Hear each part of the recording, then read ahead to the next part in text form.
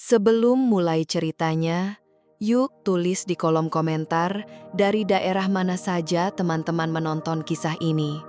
Jangan lupa juga like dan subscribe agar channel Tika Story bisa terus berkembang dan menyajikan cerita terbaik untuk kalian. Dalam hidup, tidak semua pernikahan diawali dengan restu dan cinta dari semua pihak. Kadang, cinta sejati diuji bukan hanya oleh keadaan, tapi juga oleh orang-orang di sekitar yang membawa rasa, ego, bahkan kebencian. Begitulah awal kisah Maya, seorang wanita sederhana yang berhati tulus, yang memutuskan menikah dengan pria yang dicintainya, Randy. Sejak awal, pernikahan mereka tidak diterima dengan baik oleh ibu Randy, Nyonya Ratna, seorang wanita kaya dan berkelas yang memandang rendah siapapun yang tak selevel dengannya. Maya bukan berasal dari keluarga terpandang. Ayahnya pensiunan guru SD, ibunya ibu rumah tangga yang kini kadang berjualan kue untuk menambah penghasilan. Mereka tinggal di rumah kecil di pinggiran kota. Tapi Maya tumbuh menjadi perempuan yang baik, rajin, dan pintar. Ia menyayangi Randy sepenuh hati dan rela berkorban demi rumah tangga. Namun, cinta Maya saja tidak cukup. Luka-luka mulai hadir, tak hanya dari Randy yang lemah menghadapi ibunya, tapi juga dari sikap sang mertua yang tak pernah benar-benar menerima Maya. Ketika anak pertama mereka lahir dengan kondisi cacat, Maya bukan hanya harus menerima kenyataan itu, tapi juga harus menelan luka batin dari ucapan dan perlakuan ibu mertuanya, ditambah kenyataan pahit bahwa Randy telah berselingkuh diam-diam. Maya pertama kali bertemu Randy saat usianya 25 tahun. Saat itu, ia bekerja sebagai staf administrasi di perusahaan properti swasta. Gajinya tak besar, tapi ia bersyukur. Hidup baginya bukan soal kemewahan, tapi rasa cukup. Di kantor itulah, Maya mengenal Randy, manajer proyek muda yang baru pindah dari kantor pusat. Randy tak hanya tampan dan karismatik, tapi juga rendah hati dan sopan. Awalnya, Maya menganggap Randy sebagai atasan yang baik, tapi kebersamaan mereka saat lembur, makan siang, dan diskusi kerja perlahan mengubah perasaan itu. Suatu sore saat hujan, Randy menawarkan payung sambil berkata, "Yuk aku antar, jangan sampai sakit." Kalimat itu sederhana, tapi menyentuh hati Maya. Tak lama, Randy menyatakan cintanya. Ia berkata, "Bersamamu rasanya tenang. Kamu apa adanya." Maya tak menyangka pria sebaik Randy mencintainya. Mereka menjalin hubungan yang sehat.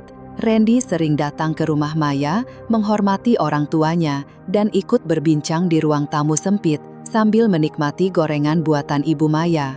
Maya pun beberapa kali diajak ke rumah besar Randy yang mewah. Disinilah Maya mulai merasakan perbedaan. Tatapan tajam Nyonya Ratna setiap kali Maya datang menyiratkan penolakan. Tapi Maya tetap bersikap sopan. Ia percaya waktu akan mengubah semuanya. Ketika Randy melamarnya, Maya bahagia. Meski Nyonya Ratna tampak dingin sepanjang acara lamaran, Maya tetap bersyukur. Ia ingin percaya bahwa cinta mereka cukup untuk menyatukan semuanya. Pernikahan pun digelar sederhana. Maya mengenakan kebaya putih dari penjahit langganan. Randy mengenakan jas abu-abu. Mereka mengucap janji setia di hadapan keluarga dan tamu. Hari itu, Maya merasa menjadi wanita paling bahagia. Ia tidak tahu bahwa badai besar sudah menanti. Awal pernikahan mereka berjalan manis.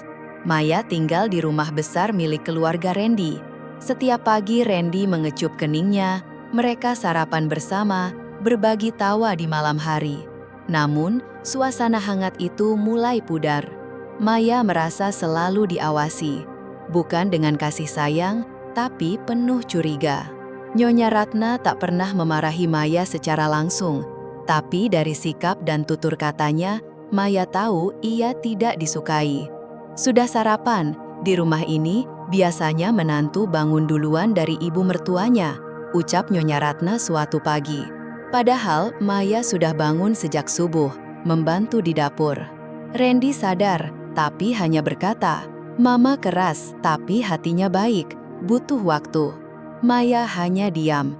Ia merasa kecil di rumah itu. Tak pernah cukup. Ia coba bersabar, memasak, membantu acara keluarga, menahan sakit hati dari ucapan menyakitkan.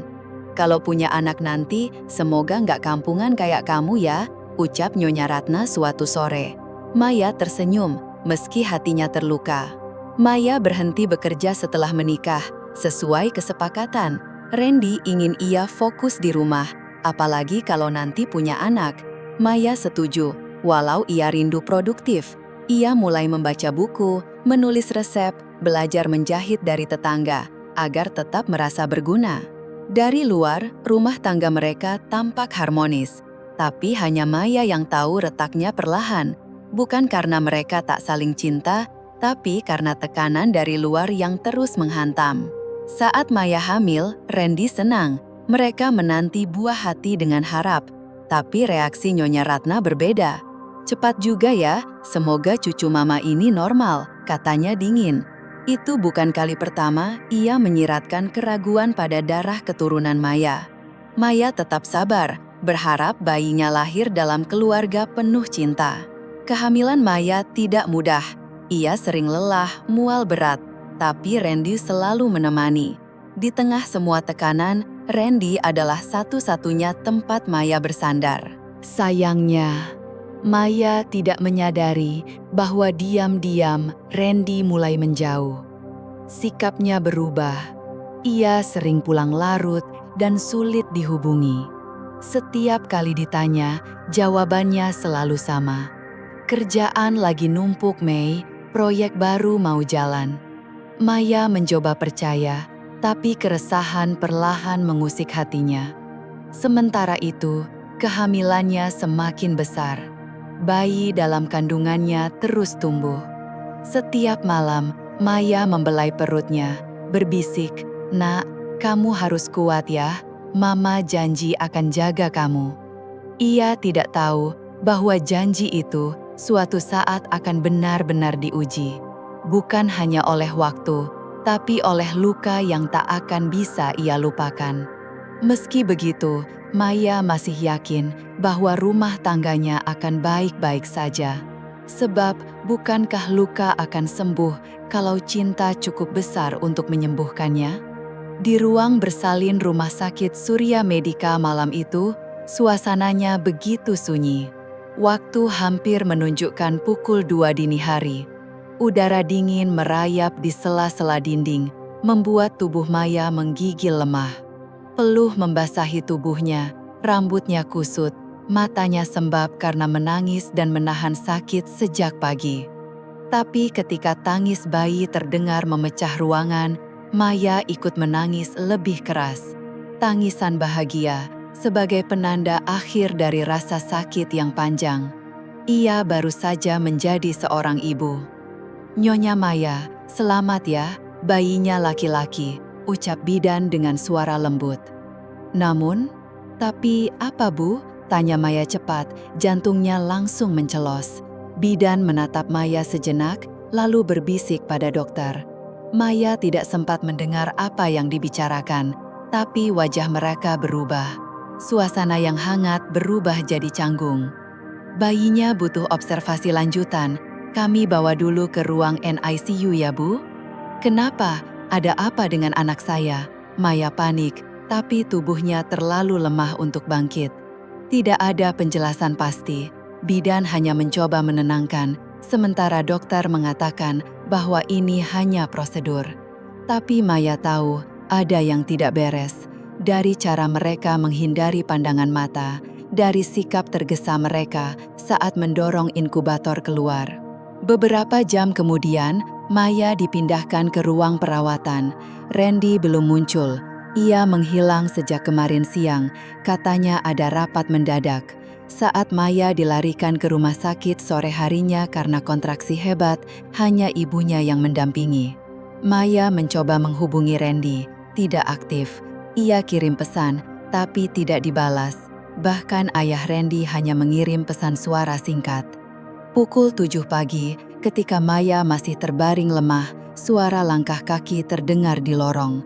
Pintu terbuka, Randy datang bersama ibunya Nyonya Ratna dan seorang wanita muda yang tak Maya kenal. Wanita itu tampil mencolok dengan gaun pastel dan tas mewah. Ia tersenyum angkuh dan Randy menggenggam tangannya erat. "Maya," suara Nyonya Ratna terdengar tajam. "Selamat, kamu sudah melahirkan, tapi kenapa kamu tega mempermalukan keluarga kami?" Maya tertegun, matanya bergantian menatap Randy, wanita asing itu, dan mertuanya. "Maksud Mama apa?"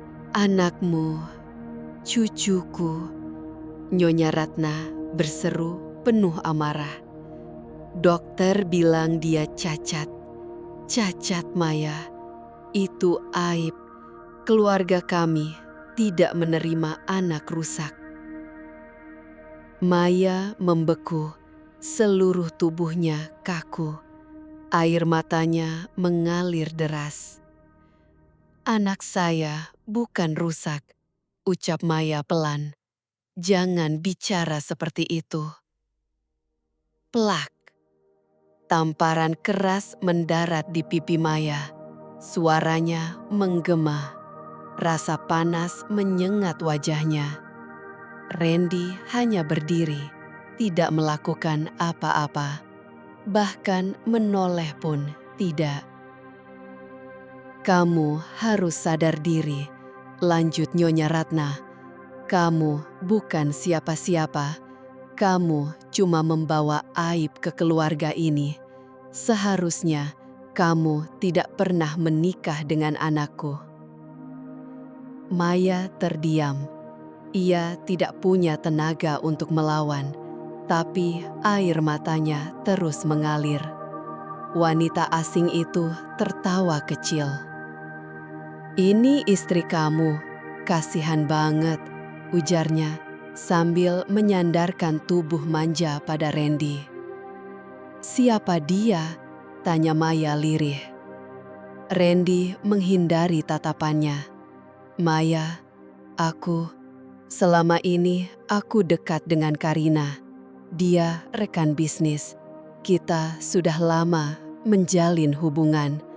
Aku rasa kita perlu bicara soal ini nanti setelah kamu pulih."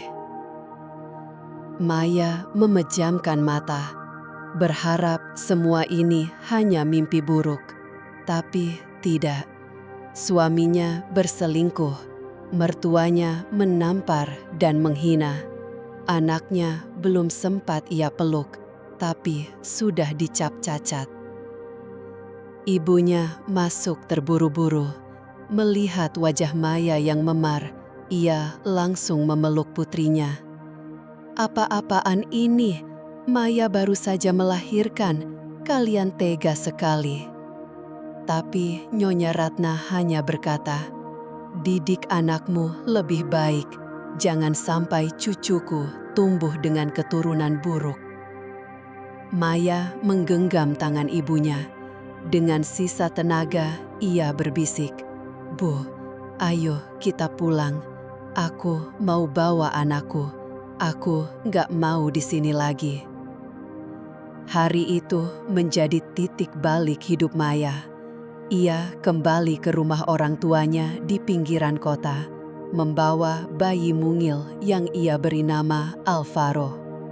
Dokter menduga Alvaro mengalami gangguan saraf motorik ringan, tapi bagi Maya, Alvaro adalah keajaiban. Ia sempurna.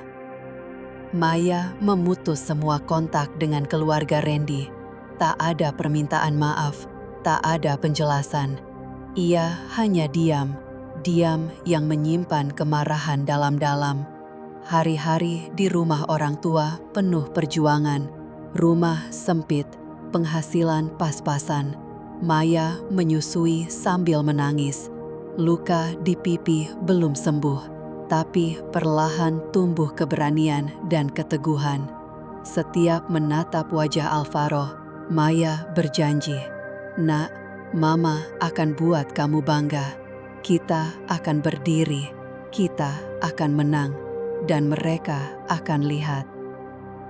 Pagi-pagi di rumah kecil itu dimulai dengan suara ayam berkokok. Ibu Maya menyiapkan bubur untuk cucunya yang baru 2 minggu. Maya duduk di lantai, menyusui Alvaro sambil menahan nyeri bekas jahitan. Tapi kali ini tak ada air mata, hanya tekad.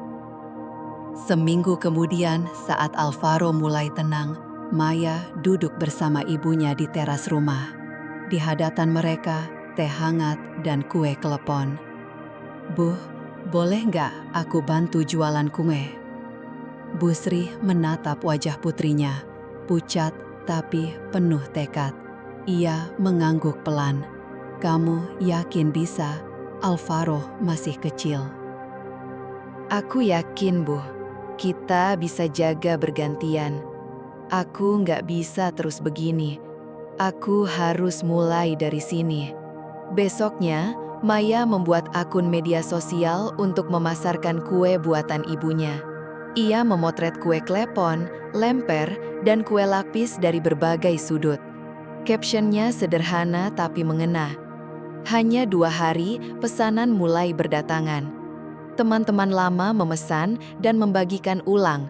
Bahkan, ada pemesanan besar untuk acara pengajian. Dapur kecil mereka mulai sibuk. Maya membungkus kue, mengantar pesanan dengan motor tua ayahnya, kadang sambil menggendong Alvaro. Meski lelah, hatinya mulai hidup kembali. Suatu malam, Maya melihat layar ponselnya. Nama Randy terpampang. Sudah 3 kali ia mencoba menghubungi. Bahkan sempat datang ke rumah, tapi ditolak ayah Maya. Maya tak pernah membalas. Namun malam itu, ia mengetik satu kalimat. "Kita akan ajukan gugatan cerai, silahkan siapkan diri." Besoknya, ditemani ayahnya, Maya pergi ke pengadilan agama. Ia membawa dokumen, lalu berkata dengan tenang, "Saya ingin bercerai karena suami saya berselingkuh dan mertua saya memperlakukan saya dan anak saya dengan tidak layak. Saya tidak percaya lagi kepada mereka. Saya ingin hidup baru." Petugas mengangguk. Maya merasa beban berat terangkat. Untuk pertama kalinya, ia bisa bernafas lega. Beberapa bulan berlalu. Usaha Maya dan ibunya dikenal luas. Ia mulai menjual makanan beku seperti risoles dan pastel. Maya belajar desain dari YouTube, membuat logo sendiri, Maya Dapur Ibu. Ia bekerja sama dengan ojek online lokal agar jangkauan pelanggan makin luas. Sementara itu, Alvaro menunjukkan perkembangan luar biasa. Fisioterapi rutin di puskesmas mulai membuahkan hasil. Ia mulai bisa menggenggam, menoleh, tertawa saat Maya bernyanyi. Dulu, dokter bilang Alvaro mengalami kelemahan otot. Usia 1 tahun pun belum bisa duduk sendiri. Tapi Maya tidak menyerah. Ia konsisten membawa Alvaro terapi, belajar stimulasi otot dari internet dan webinar. Suatu hari, dokter berkata, "Perkembangannya sangat bagus, Bu. Kalau terus begini, Alvaro bisa tumbuh normal seperti anak lainnya." Maya memeluk anaknya, matanya kembali basah. Tapi kali ini bukan karena duka, melainkan karena harapan yang selama ini ia jaga mulai tumbuh nyata. Hari ketika Alvaro akhirnya bisa berlari di halaman sambil berseru, "Mama, lihat aku lari," adalah hari ketika Maya menangis bukan karena sakit, tapi karena haru. "Anakku bukan cacat," ucapnya di depan cermin. "Kamu sempurna, Nak. Dunia ini saja yang belum siap melihat keajaibanmu." Suatu hari, akun media sosial Maya ramai dikunjungi. Seorang food blogger ternama memesan kue dan mengulasnya spontan. "Ini baru kue tradisional asli, rasa otentik, kemasan kekinian. Aku kasih nilai 9 dari 10. Harus coba." Dan begitulah, dari luka, Maya bangkit. Dari luka, ia membangun harapan. Dalam satu malam, pesanan kue meningkat tajam. Maya bahkan terpaksa menolak beberapa karena tak mampu memenuhi semuanya sendirian. "Bu, kita perlu dapur yang lebih besar," kata Maya sambil mengecek bahan yang tersisa. Ibunya tersenyum penuh kebanggaan. "Kamu luar biasa, Maya. Kamu telah menghidupkan dapur ini, bahkan melebihi harapan ibu. Tak lama kemudian, salah satu pelanggan setia yang terkesan dengan kerja keras Maya menawarkan investasi kecil. Ia memberikan kesempatan untuk membuka gerai di pusat kuliner daerah. Dengan dukungan investor, sedikit dari tabungannya, dan semangat yang tak padam, Maya membuka gerai pertamanya. Ia menamainya Dapur Maya, Rasa Asli, Hati Sejati. Gerainya selalu ramai. Orang-orang datang bukan sekedar karena rasa, tapi karena kisah di baliknya. Kisah seorang ibu muda yang sempat dihina, ditinggalkan, namun bangkit dan membuktikan dirinya. Proses perceraiannya dengan Randy berjalan lancar. Pengadilan menjadwalkan sidang pertama. Namun sebelum itu, Randy mengirim pesan. "Maya, bisakah kita bicara dulu? Aku kangen Alvaro. Aku salah." Maya membaca lama, namun jawabannya hanya satu kalimat. "Datanglah ke sidang, kau akan melihat sendiri." Kini, tak ada lagi penyesalan. Hatinya yang dulu rapuh telah mengeras, bukan oleh dendam, tapi oleh keteguhan. Ia sadar ujian belum selesai, tapi ia juga tahu dari puing hidup yang runtuh, ia sedang membangun istana, batu demi batu dengan tangannya sendiri, untuk Alvaro, masa depannya, dan dirinya yang tak lagi sudi diinjak siapapun. Hari itu, gedung pengadilan agama tampak lebih sibuk dari biasanya. Matahari bersinar terik, menyengat halaman parkir. Semua mata tertuju pada sebuah SUV hitam dengan kaca gelap yang berhenti perlahan. Seorang pria berbadan tegap turun lebih dulu, mengenakan jas dan headset kecil.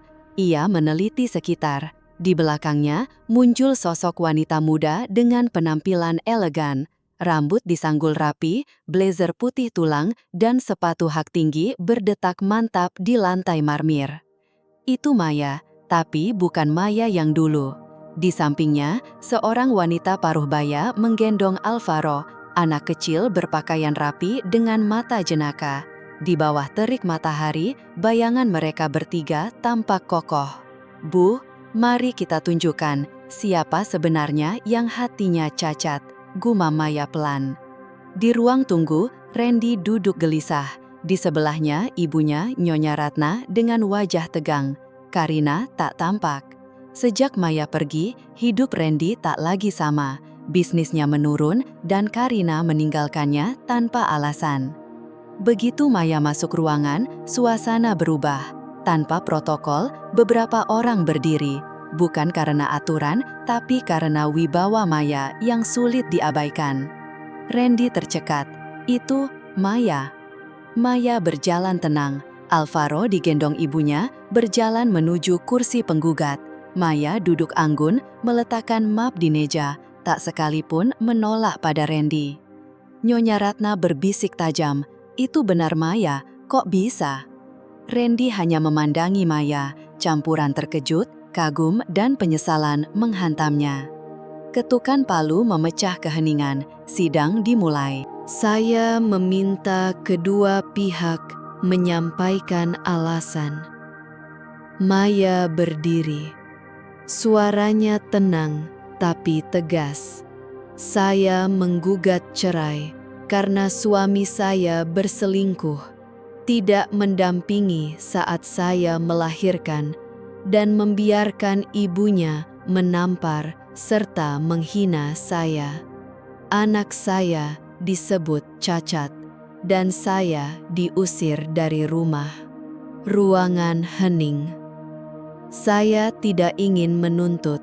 Saya hanya ingin mengakhiri. Saya ingin bebas untuk saya dan anak saya." Randy diminta menanggapi. Ia berdiri, suaranya gemetar. "Saya mengakui semua kesalahan saya. Saya tidak membela Maya, tapi saya masih mencintainya dan ingin memperbaiki semuanya." Maya menatap Randy dingin. Cinta tanpa tindakan itu kosong. Dulu, saat aku berdarah melahirkan anakmu, kau bahkan tidak datang. Sekarang, setelah aku berdiri, kau ingin kembali. Maaf, aku tidak akan kembali pada bayang-bayang. Randy tertunduk. Nyonya Ratna mendekat, mencoba menyentuh tangan Maya. Maya, maafkan Mama, Mama salah. Maya menarik tangannya pelan. Bu, saya sudah memaafkan, tapi saya tidak bisa melupakan. Luka itu membentuk saya, tapi saya sudah selesai. Tangis jatuh di wajah Nyonya Ratna. Ia tahu semuanya terlambat. Hakim menunda keputusan dan menjadwalkan sidang lanjutan. Maya berdiri, menutup map, menggendeng Alvaro, lalu keluar ruangan. Di luar, mobil mewahnya telah menunggu. Randy mengejar. Maya, aku mohon. Maya menoleh dan tersenyum. Bukan senyum dendam, tapi ketegasan.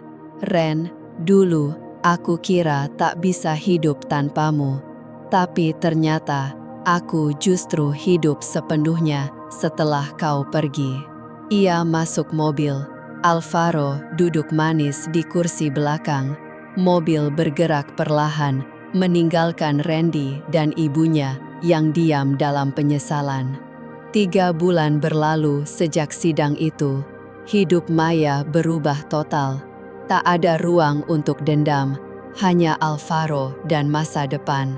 Setiap pagi, ia bangun pukul 5, menyiapkan sarapan, menyuapi Alvaro, lalu membuka laptop untuk memeriksa pesanan kue yang semakin banyak.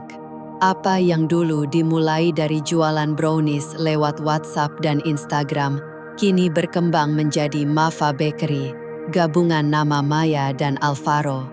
Produk andalannya, roti pisang coklat, kue kering, dan cheesecake hasil modifikasi resep ibunya.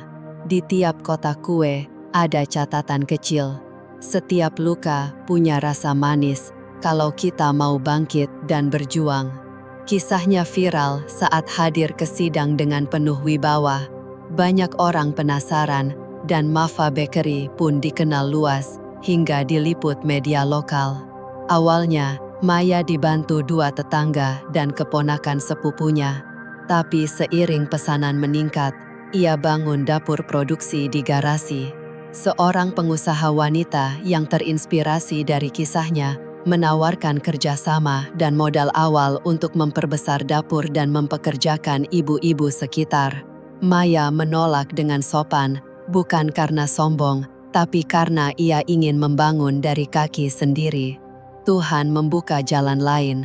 Maya menang lomba UMKM tingkat provinsi, dapat hibah, bahkan dilirik brand besar untuk kolaborasi. 2 tahun kemudian, Maya punya toko fisik, kantor pusat kecil, dan tim profesional. Di tiap kotak kue, ada catatan kecil. Setiap luka punya rasa manis kalau kita mau bangkit dan berjuang. Kisahnya viral saat hadir ke sidang dengan penuh wibawa. Banyak orang penasaran, dan Mafa Bakery pun dikenal luas, hingga diliput media lokal. Awalnya, Maya dibantu 2 tetangga dan keponakan sepupunya. Tapi seiring pesanan meningkat, ia bangun dapur produksi di garasi. Seorang pengusaha wanita yang terinspirasi dari kisahnya menawarkan kerjasama dan modal awal untuk memperbesar dapur dan mempekerjakan ibu-ibu sekitar. Maya menolak dengan sopan, bukan karena sombong, tapi karena ia ingin membangun dari kaki sendiri. Tuhan membuka jalan lain. Maya menang lomba UMKM tingkat provinsi, dapat hibah, bahkan dilirik brand besar untuk kolaborasi. 2 tahun kemudian, Maya punya toko fisik, kantor pusat kecil, dan tim profesional. Ia mendirikan Mafa Group One Trust, bergerak di makanan ringan, frozen food, dan layanan catering. Sementara Maya melaju ke depan, Dua sosok dari masa lalu justru jatuh ke jurang. Randy. Setelah cerai, bisnisnya anjlok. Karina meninggalkannya. Ia tinggal di apartemen kecil, sering menatap profil Maya dan Alvaro di media sosial dengan sesak. Beberapa kali ia mencoba menghubungi Maya, bahkan mendatangi salah satu toko Mafa. Tapi ditolak sopan. "Maaf Pak, Ibu Maya tidak menerima tamu dari masa lalu." Kata-kata itu lebih menyakitkan dari tamparan. Nyonya Ratna. Suaminya meninggal setahun setelah Maya pergi. Ia hidup sendiri di rumah besar yang kini sunyi. Tetangga menjauh karena sikat masa lalunya. Ia jatuh sakit, menderita lambung parah karena stres.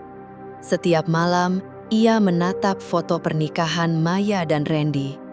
Kenapa aku begitu jahat pada perempuan sekuat itu? Tahun ketiga pasca perceraian, Maya diundang sebagai pembicara dalam acara motivasi nasional bertajuk "Perempuan Bangkit dari Luka". Ia tampil sederhana namun anggun. Di akhir pidato, ia memanggil seorang anak kecil naik ke panggung. "Ini Alvaro, anak yang dulu disebut cacat. Kini ia sehat, penuh semangat, dan jadi alasan saya masih berdiri hari ini." Penonton berdiri dan memberi tepuk tangan panjang. Maya menahan tangis, bukan karena sedih, tapi karena bersyukur. "Terima kasih pada dunia yang pernah menyakitiku. Tanpa semua itu, mungkin aku tak pernah tahu seberapa kuat diriku sebenarnya." Hujan turun sejak pagi membasahi kota. Langit yang gelap seperti mencerminkan isi hati seorang pria yang duduk diam di sudut apartemen lusuh, menatap layar ponselnya. Di sana, terpampang profil media sosial Maya. Sudah tak terhitung berapa kali Randy membuka akun itu setiap harinya. Kadang hanya untuk melihat foto Maya dan Alvaro yang tersenyum di depan toko Mafa terbaru mereka. Kadang hanya membaca komentar dari para pengikut Maya yang memujinya sebagai wanita kuat, ibu hebat, dan pengusaha sukses. Setiap kali membaca itu semua, hatinya seperti ditusuk. Ia menyesali keputusannya. "Kalau saja waktu itu aku bertahan di rumah sakit," gumamnya lirih, menyalahkan diri sendiri lagi dan lagi. Sejak Karina pergi meninggalkannya, bisnis Randy pun ikut merosot. Beberapa klien besar menarik diri karena reputasinya hancur akibat berita tentang Maya yang sempat viral. Teman-teman di lingkaran atas mulai menjaga jarak. Bahkan rekan bisnisnya pun enggan dikaitkan dengannya. Ia mencoba bangkit, tapi penyesalan yang terus membekas membuat semangatnya padam. Sementara itu, Nyonya Ratna terbaring lemah di rumahnya yang besar, namun kini terasa sepi. Tubuhnya kurus, wajahnya pucat, dan tatapannya kosong. Penyakit lambungnya semakin parah, diperburuk oleh tekanan batin. Setiap malam, ia bermimpi tentang hari di rumah sakit saat ia menampar Maya di depan Randy dan Karina. Wajah Maya yang menangis sambil menggendong bayi barunya terus hadir dalam tidurnya. "Maafkan Mama, Maya," bisiknya pelan saat tertidur.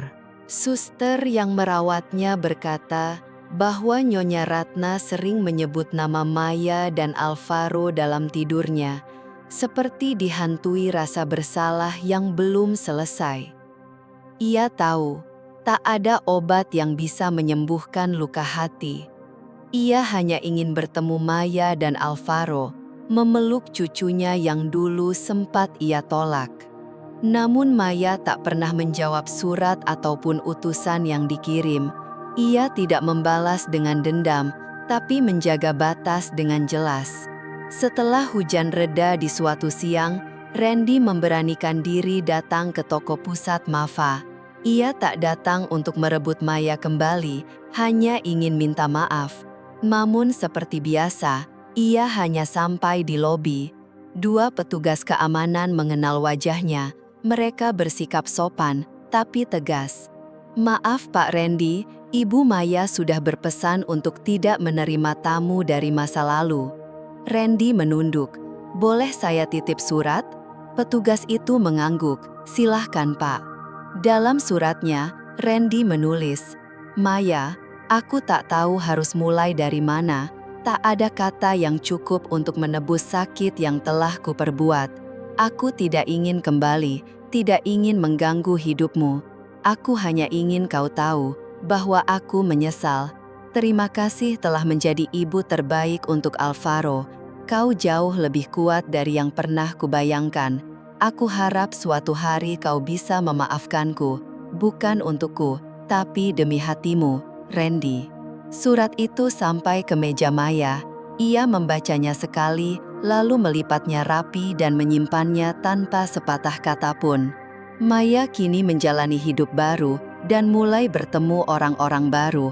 Salah satunya adalah Dimas, seorang investor muda yang tertarik pada potensi bisnis Mafa. Dimas tak hanya sekedar mitra kerja, ia juga seorang ayah tunggal. Maya melihat ketulusan dan kesabaran dalam diri Dimas, sesuatu yang tak pernah ia temukan pada Randy. Awalnya hubungan mereka murni profesional, tapi perlahan Dimas sering datang ke lokasi produksi, memberi dukungan, bahkan bermain bersama Alvaro. Anak itu pun menyukainya. "Mah, Om Dimas lucu, tadi ngajarin aku main puzzle," kata Alvaro sambil tertawa. Maya hanya tersenyum, mencoba tetap menjaga jarak. Masa lalu membuatnya lebih hati-hati. Tapi ketika Dimas berkata, "Kamu nggak harus selalu sendiri, Maya," hatinya mulai goyah. "Aku sudah terbiasa sendiri, tapi aku mulai lupa rasanya ditemani," jawab Maya perlahan. Dimas tak memaksa, ia hanya berkata, "Kalau suatu hari kamu butuh ditemani, aku ada." Sementara itu, kondisi Nyonya Ratna makin memburuk. Dokter menyarankan keluarga bersiap. Dalam keadaan lemah, ia meminta satu hal, ingin bertemu Maya dan Alvaro untuk terakhir kali. Randy kembali menulis surat. Kali ini ia menulis dengan kalimat yang lebih jujur. "Maya, ibuku sakit parah. Ia ingin bertemu kamu dan Alvaro untuk terakhir kalinya. Tidak ada paksaan, jika tidak bisa, kami mengerti." Maya membaca surat itu di kantornya. Ia menatap langit senja, lalu melihat Alvaro yang sedang menggambar. "Mah, ini rumah kita, ini pohonnya, dan ini Mama. Aku kasih senyum karena Mama selalu bahagia." Hati Maya bergetar. Ia tak langsung memberi jawaban. Bahkan, keesokan harinya pun belum. Pagi itu, ia duduk di meja makan, menatap secangkir teh yang telah dingin. Surat dari Randy masih terlipat rapi di pangkuannya. Alvaro bermain di ruang tengah dengan mobil-mobilannya. Gelak tawa kecilnya memecah sunyi. Maya menarik napas panjang. Ia tahu dirinya telah tumbuh dan menjadi lebih kuat. Tapi luka masa lalu itu masih ada. Bagian dalam dirinya berkata bahwa memaafkan bukan tentang mereka, tapi tentang dirinya sendiri. Hari itu, ia duduk di kursi taman, melihat Alvaro menyiram tanaman. "Al, kamu ingat nenek yang pernah Mama ceritakan? Yang dulu Mama sedih banget karena ditampar?" Maya tersenyum kecil, matanya berkaca. "Nenek itu sekarang sakit. Dia pengen ketemu kamu." Alvaro menatap ibunya. "Mama mau ketemu dia?"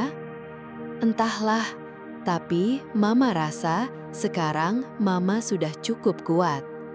Alvaro tersenyum. "Kalau Mama nggak takut, aku juga nggak takut." Maya tahu sudah waktunya.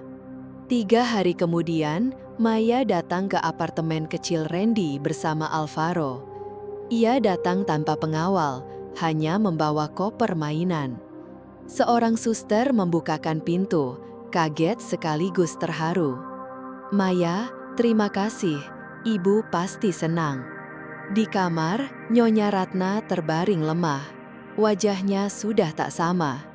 Di samping ranjang, ada foto Maya dan Randy serta gambar Alvaro.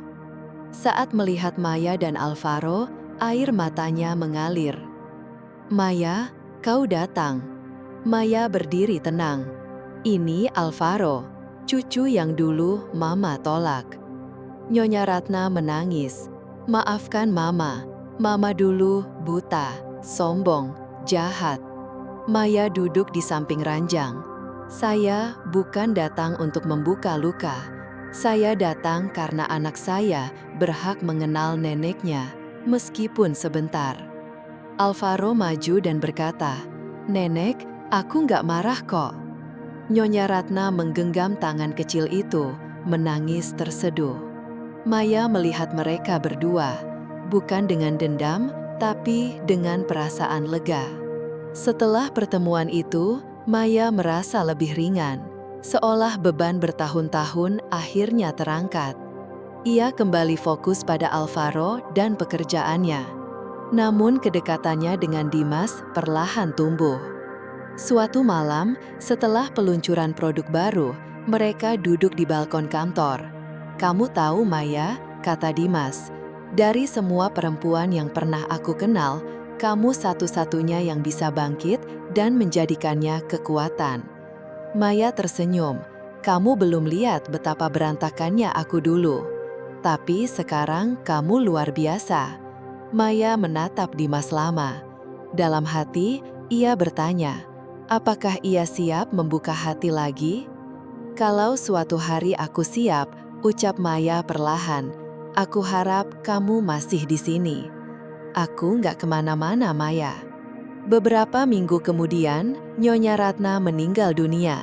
Di samping tempat tidurnya, ada foto Alvaro yang ia peluk malam terakhirnya. Randy hadir saat pemakaman. Ia mendekati Maya.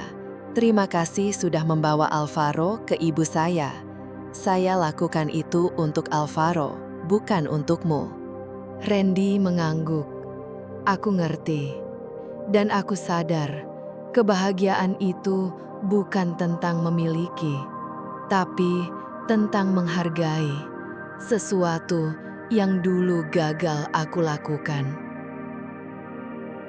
Maya tak menjawab. Ia menggandeng Alvaro dan pergi, meninggalkan Randy sendiri. Hidup Randy kini hampa, seperti reruntuhan bangunan pasca ledakan. Ia masih hidup, tapi bukan lagi Randy yang dulu. Kilau kehidupannya menghilang, kegagalan menghantuinya. Setelah ibunya tiada, rasa kehilangan itu semakin nyata. Ia tinggal sendiri di apartemen sempit, jauh dari rumah besar yang dulu ramai. Bisnis propertinya pun nyaris runtuh. Kepercayaan investor hilang, nama baiknya rusak karena berita lama yang kembali menghantui. Sementara Maya justru semakin bersinar. Beberapa mantan koleganya kini lebih memilih bekerja sama dengan Mafa. Bahkan salah satu mentor Randy pernah berkata, "Saya kira kamu yang punya potensi, tapi ternyata istrimu yang punya nyali dan otak." Randy hanya bisa menelan kalimat itu dalam diam. Setiap malam, Randy pulang ke apartemennya yang sunyi. Tak ada suara, tak ada kehangatan. Karina, wanita yang dulu ia jadikan selingkuhan, telah lama pergi. Setelah menyadari Maya telah berhasil dan tak mungkin kembali padanya, Karina memilih jalan aman, menikah dengan pria tua kaya dan pindah ke luar negeri.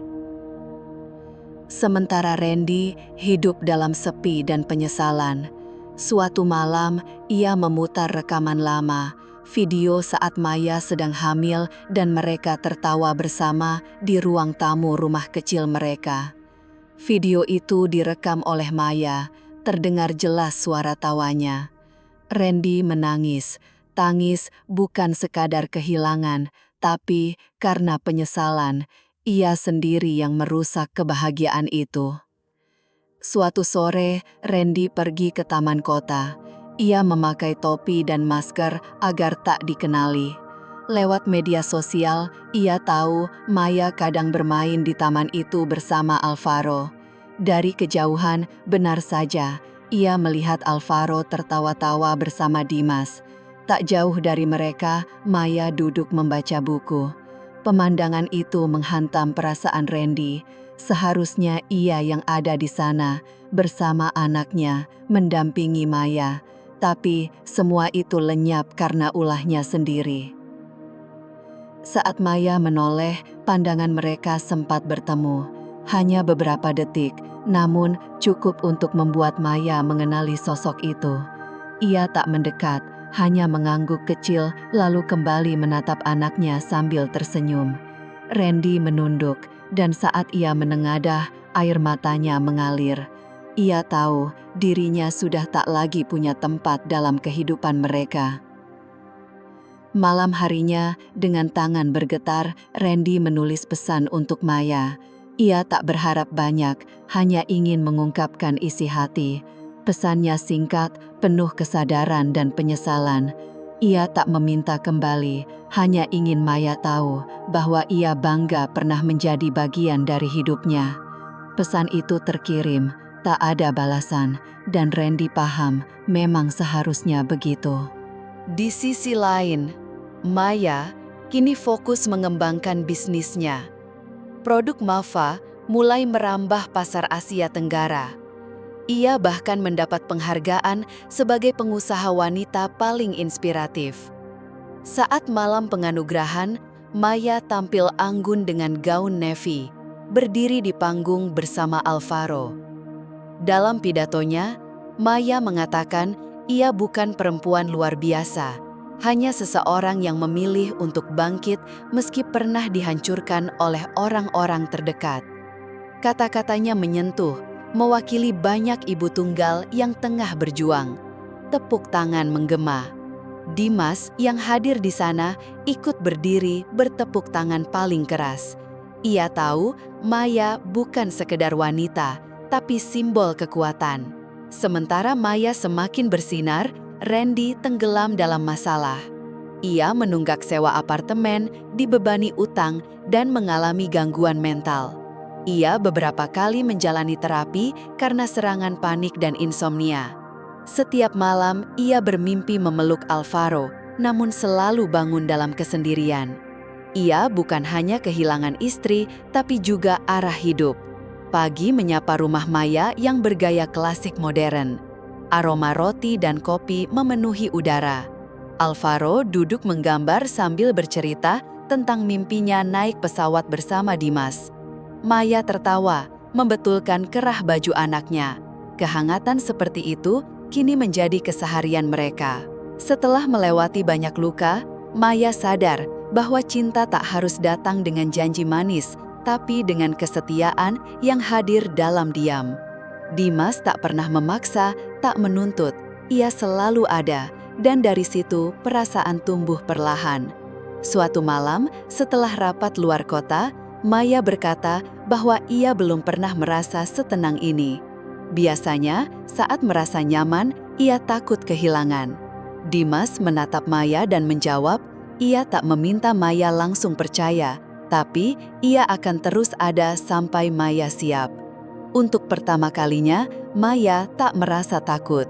Beberapa hari setelah ulang tahun Alvaro yang keempat, Maya membuka dokumen di ruang kerjanya. Salah satunya adalah proposal kerjasama internasional. Tapi matanya tertuju pada satu dokumen lain, akta cerai. Gugatan terhadap Randy yang sempat tertunda kini memasuki tahap akhir. Sidang terakhir dijadwalkan 2 minggu lagi. Maya berniat hadir, bukan untuk membuktikan kekuatan, tapi untuk menutup lembaran itu dengan tenang. Sementara itu, kondisi mental Randy makin buruk. Ia mengalami depresi berat, ditinggal sahabat, dan kehilangan pekerjaan. Di suatu malam, Randy berdiri di jembatan layang. Angin malam menusuk tubuhnya. Ia hampir menyerah, tapi kemudian seseorang memanggil. Psikolognya datang, menyadari Randy sudah absen terapi selama 2 minggu. Jangan buat kesalahan terakhir, ucapnya. Randy menangis. bukan karena ingin mati, tapi karena ia tak tahu lagi bagaimana cara hidup. Hari sidang terakhir tiba. Maya datang sederhana bersama Alvaro dan asistennya. Di ruang sidang, Randy sudah duduk sebagai tergugat. Tubuhnya kurus, wajahnya pucat. Saat melihat Maya, ia berdiri, bukan untuk menyapa, tapi karena hatinya bergetar. Maya terlihat kuat, jauh berbeda dari dulu. Proses sidang berlangsung singkat. Kedua pihak sepakat bercerai damai. Saat keluar, Randy memanggil Maya. "Terima kasih karena dulu kau mencintaiku, meski aku menyia-nyiakanmu." Maya menjawab tenang, "Terima kasih karena sudah melepaskanku. Dari kejatuhan itu, aku belajar berdiri." Lalu ia melangkah pergi, menggandeng Alvaro. Di luar, Dimas sudah menunggu dengan pelukan hangat. Maya menatap langit. Hari itu cerah, secerah hatinya. Ia benar-benar menutup lembaran masa lalu tanpa dendam, tanpa niat membalas. Ia hanya ingin bahagia. Beberapa minggu kemudian, Maya menyampaikan kabar pada Alvaro. "Bagaimana kalau kita pindah ke rumah yang lebih besar, yang ada taman dan kolam ikannya?" Alvaro senang, lalu bertanya, "Paman Dimas ikut nggak?" Maya tertawa, "Kita lihat nanti." Tapi dalam hatinya, ia tahu masa depan itu akan melibatkan Dimas. Bukan karena pelarian, tapi karena ia memang pantas mencintai dan dicintai lagi. Hidup Maya kini seperti taman impian, tenang, indah, penuh warna. Tapi taman itu tak tumbuh dalam semalam. Ia tumbuh dari luka, dipupuk air mata, dan dirawat oleh keteguhan. Sudah hampir 2 tahun berlalu sejak perceraian itu sah. Kini Maya bukan hanya sukses sebagai pebisnis, tapi juga sebagai ibu dan wanita yang kembali menemukan cinta. Rumah mereka berdiri di pinggiran kota yang tenang, dengan taman kecil berisi pohon sakura lokal yang ia tanam bersama Alvaro. Dimas kini menjadi bagian penting dalam hidup Maya. Meski belum menikah, Maya merasa cukup. Kebahagiaan tak selalu butuh status, yang penting adalah kehadiran dan saling percaya. Alvaro tumbuh menjadi anak yang ceria dan cerdas. Ia masuk TK favorit, beberapa kali menang lomba menggambar. Suatu malam, Alvaro bertanya sambil menggambar, "Paman Dimas itu kayak papa ya, Ma?" Maya terdiam sebentar, lalu mengangguk. "Iya sayang, tapi Paman Dimas juga hormat sama papa kamu, karena tanpanya Mama nggak akan punya kamu." Perusahaan Maya, Mafa, kini bermitra dengan Jepang dan Korea untuk produk ramah lingkungan. Slogannya, "Dari Ibu untuk Bumi." Maya sering diundang berbicara di forum internasional. Di setiap kesempatan, ia menyampaikan satu pesan, jangan biarkan penolakan dan penghinaan memadamkan potensi diri. Meski dunia berkata tidak, kita tetap bisa berkata ya pada diri sendiri. Sementara Maya menemukan kedamaian, Randy menjalani proses panjang untuk bangkit. Setelah setahun terapi, ia pindah ke kota kecil di Jawa menjadi relawan di Yayasan Anak Berkebutuhan Khusus. Ia merasa ini caranya menebus kesalahan pada Alvaro. Ironisnya, di tempat inilah ia justru menemukan ketenangan yang tak pernah ia temui saat menjadi orang sukses dulu. Dalam catatan hariannya, ia sering menulis, "Kebahagiaan sejati bukan soal memiliki, tapi menerima." Dan kadang, menerima artinya meminta maaf, meski tak akan pernah dimaafkan. Suatu hari, Maya mendapat undangan untuk menjadi pembicara dalam seminar kewirausahaan sosial di kota tempat Randy, mantan suaminya, kini menetap. Tanpa ia sadari, Randy adalah salah satu panitia di balik acara tersebut. Seminar berlangsung meriah. Maya berbagi kisah tentang bagaimana ia bangkit dari trauma dan mulai menciptakan perubahan.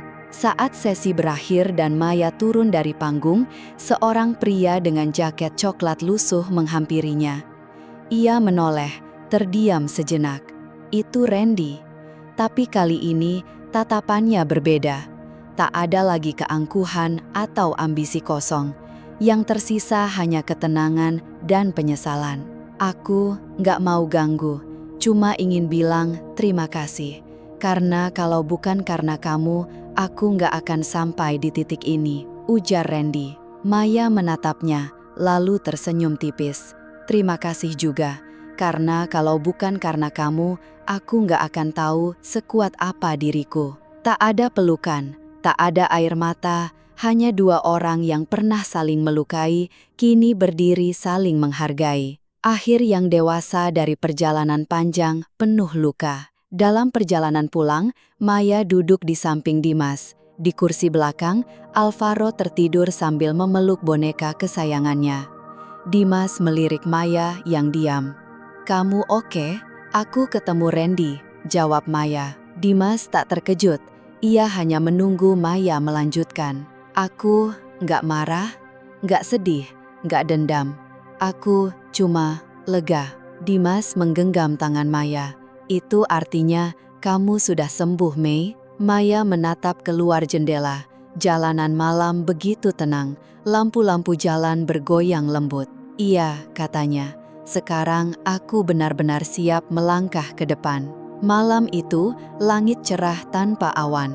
Di taman belakang rumah Maya, digelar peluncuran lini produk terbaru dari Mava Organic Living, perusahaannya. Acara itu juga menjadi perayaan ulang tahun kelima Alvaro, anak cerdas yang sehat dan sangat menyayangi ibunya. Namun, yang paling berarti malam itu bukan sekedar pencapaian atau pesta ulang tahun.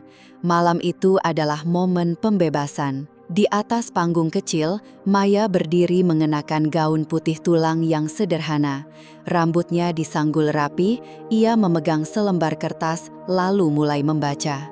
"Untuk diriku yang dulu. Aku tahu kamu pernah menangis di ruang rawat inap, menggenggam tangan kecil anakmu yang baru lahir. Aku tahu kamu merasa hancur saat ditampar dan dihina oleh orang yang seharusnya melindungi. Kamu pernah merasa tak berharga karena melahirkan anak yang disebut tidak sempurna. Tapi lihat sekarang, kamu tidak hanya bertahan, kamu bangkit. Luka-luka yang kamu kira akan menghancurkanmu ternyata justru membentuk dirimu yang sekarang. Dan anak yang dulu kau peluk sambil menangis, kini tumbuh sehat, cerdas, dan penuh kasih. Untuk diriku yang dulu, terima kasih karena tidak menyerah." Air mata pun menetes. Termasuk Alvaro, yang duduk di pangkuan Dimas dan bertepuk tangan saat Maya selesai membaca. Beberapa bulan kemudian, Maya dan Dimas mengikat komitmen. Tak ada pesta mewah, hanya akad sederhana di bawah pohon rindang di halaman rumah. Dihadiri keluarga, sahabat dekat, dan Alvaro sebagai pembawa bunga kecil. Maya tidak memakai gaun putih. Ia mengenakan kebaya krem buatan ibunya. Simbol bahwa hidupnya kini berdasarkan pilihannya sendiri, bukan untuk menyenangkan orang lain. Sebelum akad, ia memeluk ibunya. "Terima kasih Ibu, karena selalu jadi rumah pertama yang menerimaku kembali." Sang ibu membalas pelukan itu. "Kalau dulu ibu menangis karena kamu dihina, hari ini ibu menangis karena bangga." Sementara itu, Randy telah menjadi sosok yang dihormati di kota kecilnya.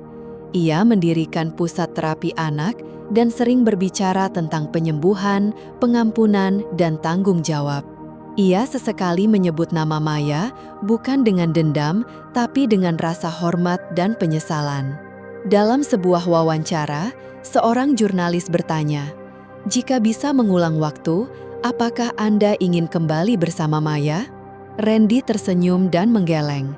"Tidak, Karena mencintai seseorang tidak selalu berarti memiliki. Kadang, cinta justru berarti membiarkan mereka bahagia, meskipun bukan dengan kita. Kini, nama Maya dikenal tak hanya di Indonesia, tapi juga di luar negeri. Ia menjadi pembicara dalam forum-forum internasional tentang ketahanan perempuan, pengasuhan, dan kewirausahaan sosial.